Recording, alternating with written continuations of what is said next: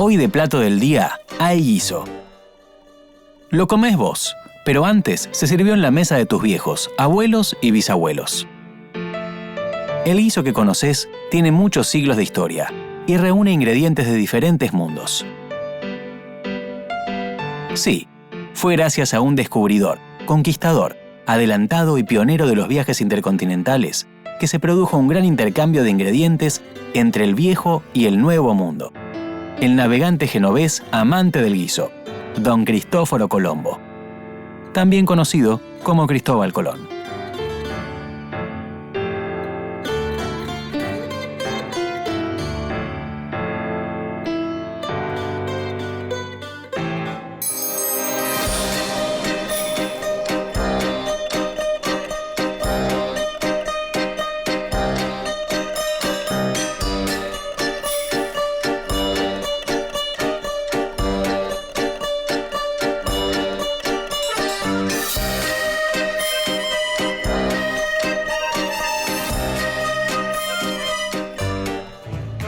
Realmente el viaje de Colón en realidad tiene como motivación, una motivación, digamos, gastronómica. La historia de un malentendido, una historia gastronómica de un malentendido. Para la aburrida comida medieval de Europa, la llegada de las especias fue fundamental.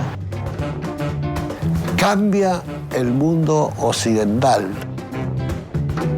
La verdad que me cuesta imaginarme una cocina sin verdura, ¿no? Sin papas, sin cebolla, sin batata. El intercambio de especies entre América y Europa modificó el mundo. Colón trazó, sin querer, un primer hilo de comunicación entre dos continentes que por entonces, a finales del siglo XV, en 1492, no se frecuentaban. Convencido de que zarpando con rumbo a Occidente llegaría a las Indias Orientales, dando la vuelta al planeta, logró que la corona española, los reyes católicos Isabel y Fernando, financiara su expedición. Así, zarpó del puerto de Palos de la Frontera un viernes 3 de agosto, comandando un convoy de 3 barcos, y desembarcó poco después en Guananí, isla a la cual bautizó con el nombre de San Salvador.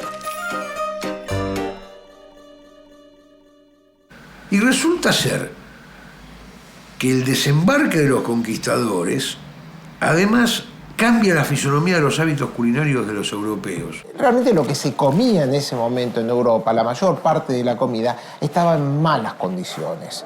La carne estaba al límite de pudrirse, los chacinados no tenían buen gusto. Entonces había que cubrir el gusto de esa comida semiputrefacta, para decirlo de alguna forma muy violenta, con especias. Y ahí la importancia de las especias. Además había cierto tipo de premisas inquebrantables. La comida tenía que ser cortada en pequeños pedazos, en pastas, porque la situación dentaria de la población era malísima. Eran lisiados dentales, verdaderos lisiados dentales.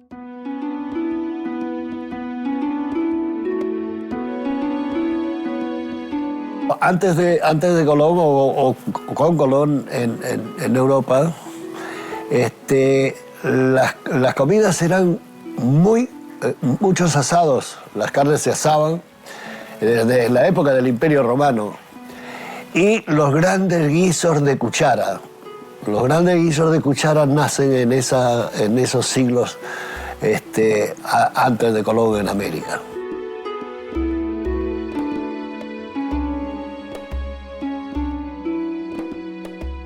Colón iba por rutas más baratas que el camino de la seda para importar especias que le den sabor a la cocina europea.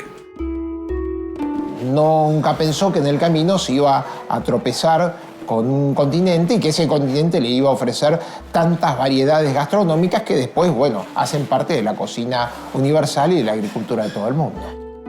La transformación que hay después de todos los alimentos que se descubren en América, cambia la cocina europea muchísimo. ¿De qué se alimentaron los expedicionarios que acompañaron a Colón durante los 70 días que tardaron en cruzar el Atlántico?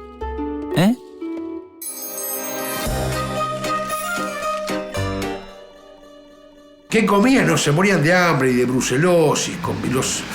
La alimentación de las primeras expediciones era catastrófica, la alimentación de los conquistadores era catastrófica, morían de hambre. Había viajes de largo aliento y entonces había ya un consenso de cómo preparar la comida, que era fundamental, es decir, había que vivir de eso. Y muchísimas veces cualquier barco pasaba por lo menos 30 o 40 días sin tocar puerto. En el caso de Colón fueron 70 días. Por supuesto que cargaron sus carabelas con todos los alimentos lo máximo posible hasta donde diera, porque lo peor que les podía pasar es quedarse sin alimentos en el medio del océano. En la Santa María, que era el almacén de los 3 barcos, llevaban galleta, carne salada para que se mantenga, también pescado, atún y sardinas, porotos, garbanzos. Una de las cosas que se llevaba era galleta, pero la galleta también, al cabo de los pocos días, empezaba en estado de putrefacción o lo comían los gorgojos, entonces tenían que comerse las galletas con los gusanos, la carne se comía salada, los pescados también había que salar, a veces se pescaba algo. Una de las cosas que no se quedaban en las carabelas podían quedarse sin agua, pero sin vino no. Y el vino dicen la historia de aquel entonces, que un gran peso en las carabelas era el vino. Todos tenemos la fantasía que, sobre todo en esas expediciones larguísimas y frías que organizaban, vivían de la caza y la pesca, ¿no? Y que de repente encontraban algún animal y lo ponían en los 2 palitos y lo hacían al fuego. Pero, viste, la hora de juntar calorías y de esas tropas que debían ser un montón de gente, empezás a pensar con qué usaban, cómo cocinaban.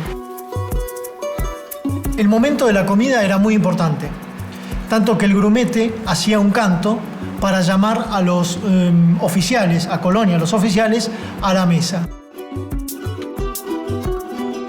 Hacían unas mezclas, una especie de olla podrida, de ahí viene el nombre de olla podrida, que es lo que después llamamos puchero, en donde mezclaban trozos de carne con garbanzos y con los vegetales que podían tener a disposición en ese momento. Tabla para el señor maestre y buena compañía, tabla puesta, vianda presta, tabla en buena hora, quien no quisiera venir, que no coma.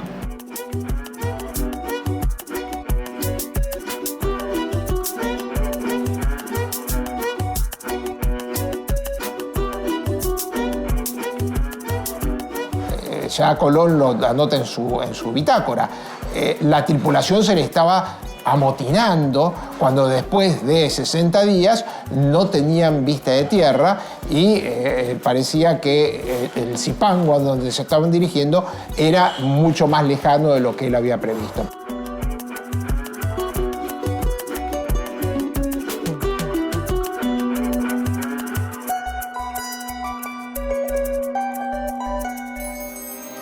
Colón navegaba hacia América en una larga travesía, sin saber que se acercaba al encuentro de 2 culturas y a un intercambio de productos y alimentos que cambiaría la manera de comer del mundo para siempre. Llegaron a los 70 días y ese motín no pasó a ser de la violencia que él pensaba que podía tener. Justamente una de las causas era por la alimentación. Eran los días de gloria para los audaces caballeros españoles que desafiaban mares, selvas y montañas. Y a sus ojos asombrados surgían las bellezas de esta tierra inmensa y misteriosa. Álvar Núñez, el magnífico andariego. Una vez que llegaron a América se encontraron con alimentos que eran absolutamente desconocidos en Europa. El tomate, el pimiento, el chocolate, nada de eso existía. Llega la papa, llega la batata, llega el camote, llega el zapallo, llega el maíz, llega el chocolate, llega el café, llega el tabaco.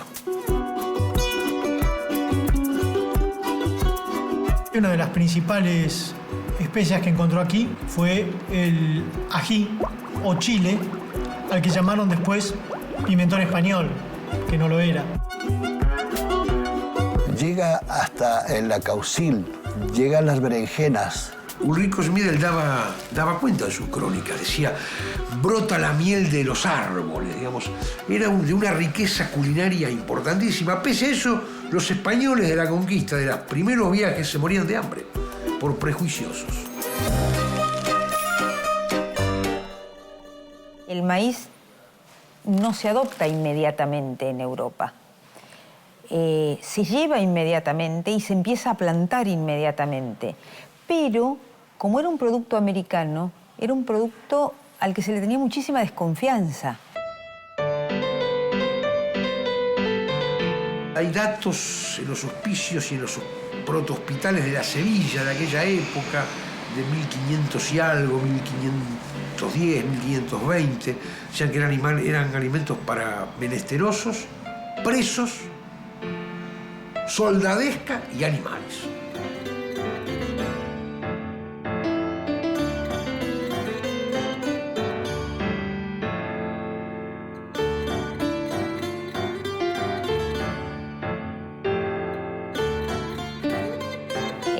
El rey, viendo la conveniencia de este producto americano y viendo que no se consume y que se lo considera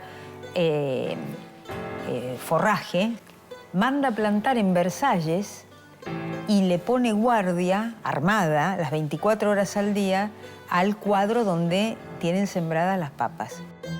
El Palacio de Versalles era también el Palacio de la Corrupción. Todos los aristócratas, viendo esa cosa tan interesante, única, especial, coimean a los guardias y logran obtener brotes de papa que se los llevan a sus castillos en diferentes lugares de Francia, y un año después hay papa por toda Francia. Fundamentalmente los que tienen una trascendencia económica importante son la papa y el maíz, porque realmente eran cultivos que se adaptaron muy bien a las tierras europeas y eran muy baratos. Fue una forma en donde poblaciones completas podían alimentarse en forma relativamente económica dentro de un continente flagelado por las guerras y por el hambre periódica. Cuando llegó el primer cacao al puerto de Palos, España, esos cargamentos que venían escudillas de cacao, como tenía una apariencia al popó de oveja, lo rechazaron de plano y lo tiraron al mar. Los europeos no se convencieron del sabor de este chocolate, así que le agregaron azúcar y allí sí se convirtió en un alimento óptimo para ellos.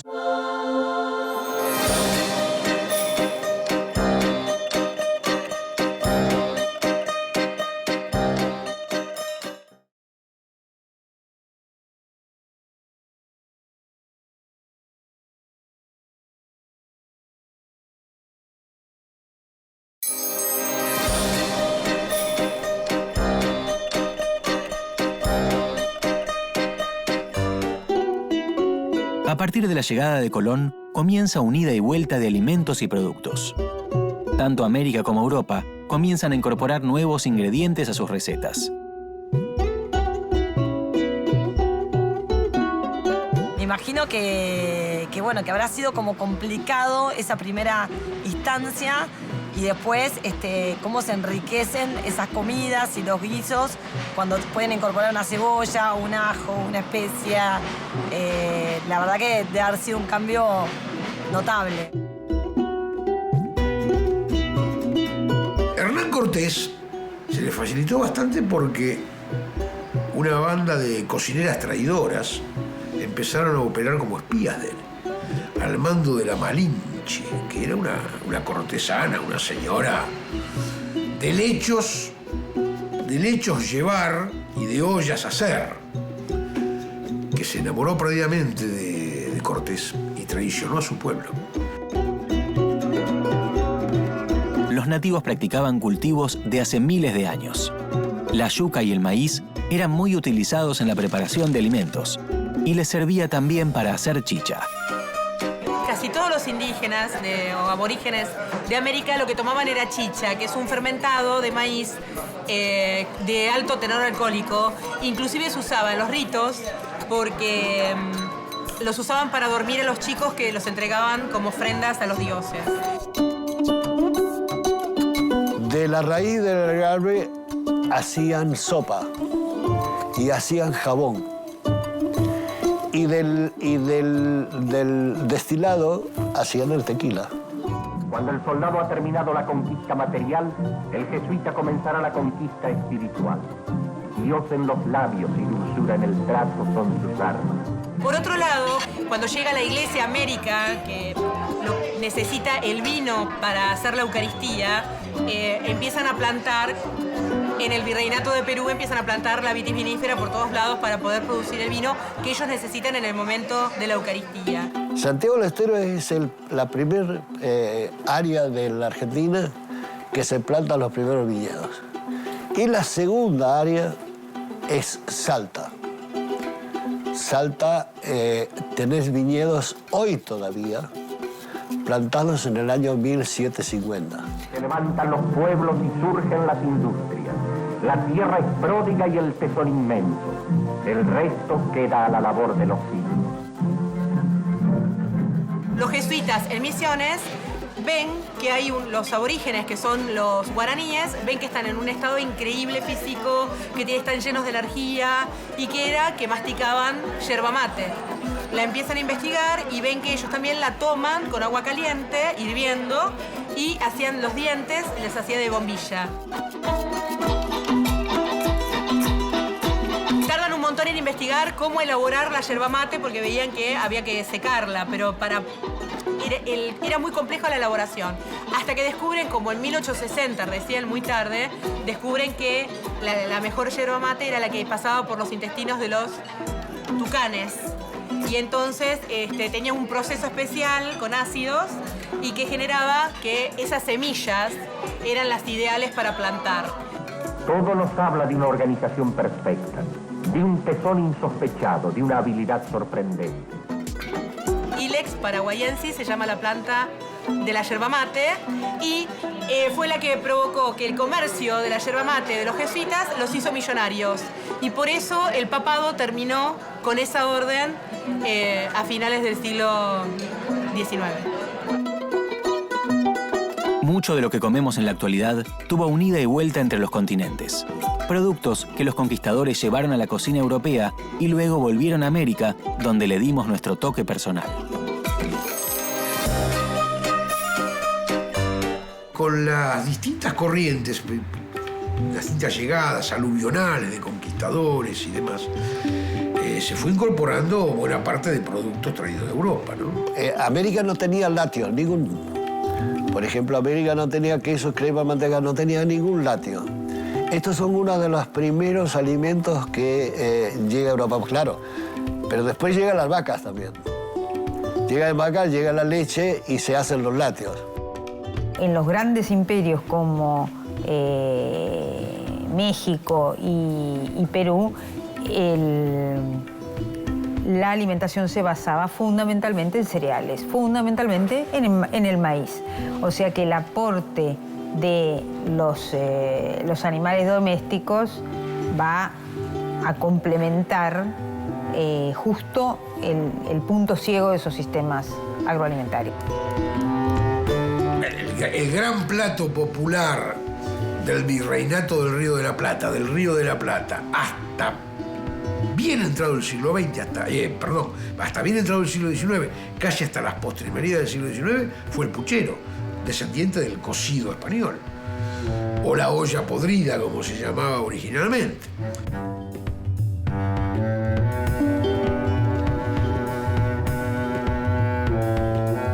Por lo tanto, lo que logró ese viaje a América, o esa unión de las culturas, fue también generar platos completamente diferentes. No podríamos pensar, no sé, en una milanesa con papas fritas si no tomamos alimentos de los dos continentes. El gobierno de Colón en la Española, lo que hoy es Haití y República Dominicana, fue brutal y tiránico. A los isleños nativos, que no reunían suficiente oro, se les cortaba las manos. Y los colonos españoles rebeldes eran ejecutados en la horca. Colón es detenido y llevado a España encadenado. Lo despojan de su cargo de gobernador, pero el rey Fernando lo deja en libertad y le financia un cuarto viaje. Los primeros viajeros, los primeros conquistadores, Colón y los inmediatamente posteriores, lo que trajeron fue hambre y dolor, digamos. Llegaban enfermos de brucelosis por carencia de alimentos frescos en las travesías atlánticas. El descalabro demográfico, ecológico y luego económico-político de la guerra de conquista diezmó la población americana, terminó con las culturas que fueron esclavizadas y sometidas, de manera tal de que ese aporte, sin duda, no fue para los americanos. Si uno pudiera decir, a ver, ¿quién más aportó? ¿Quién a quién? ¿América aportó más Europa o Europa aportó más América? América aportó el doble y el triple de lo que Europa aportó a América. En cuanto a alimentos, solamente.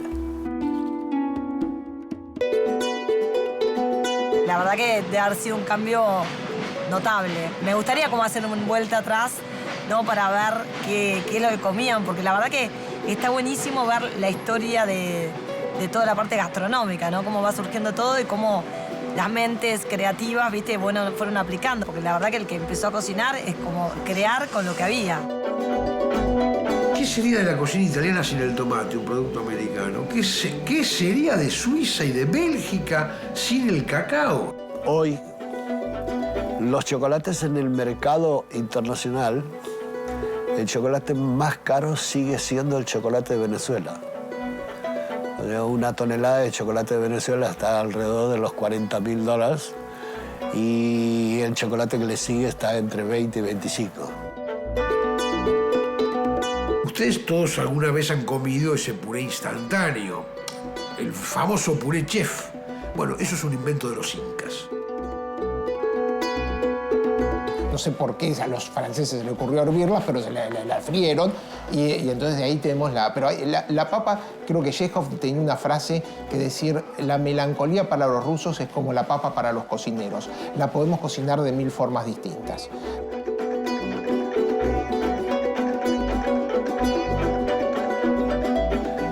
La antropofagia para nuestra cultura es un acto tabú. Los que no tenían ese problema cultural eran nuestros amigos los charrúas, que ahí por cerca de la isla Juncal, yendo desde Buenos Aires a Carmelo, cerca de la isla Juncal, se despacharon en una cacerola a Solís, al llamado descubridor del Río de la Plata.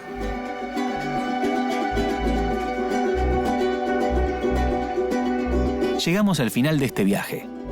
Un complejo encuentro de culturas que cambió la historia del mundo y la receta del guiso. Buen provecho.